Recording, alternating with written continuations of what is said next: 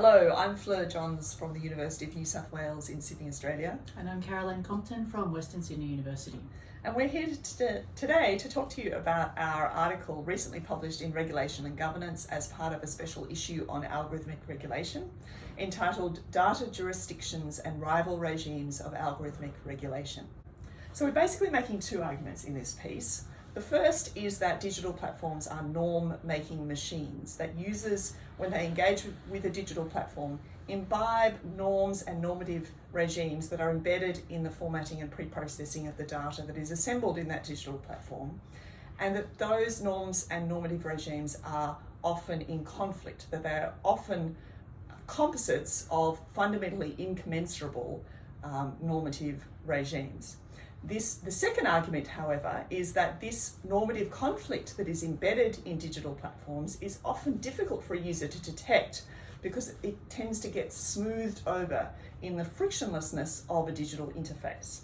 So we see the digital platforms as conflict all the way down, and therefore, for purposes of algorithmic regulation, it's important to take this conflict on its own terms to understand the objects of regulation as already always embedded with normative conflict in their own right, rather than being objects out in the world that we need to enmesh in our regulatory net. And to do this, we take two case studies. Platforms developed by UN Global Pulse, it's Jakarta Lab, and UN Global Pulse is a United Nations initiative intended to further the use of novel data sources within the United Nations. Within these two different platforms, we look at the different data sources, their production and their use within the platform, and we make claims about the jurisdiction within which these data sources, where we situate them, jurisdictional archetypes. In particular, we identify Twitter as representative of a market jurisdiction. We identify a range of meteorological and NASA-based data as representing a public science jurisdiction, while broadly construed, sort of adhering to certain claims and values about the way scientific data should be construed.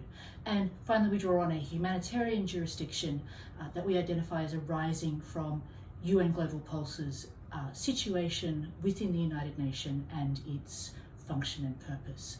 And by analysing these two platforms, we demonstrate the particular conflicts as they occur and the broader resolution or seeming resolution in the actual interface itself.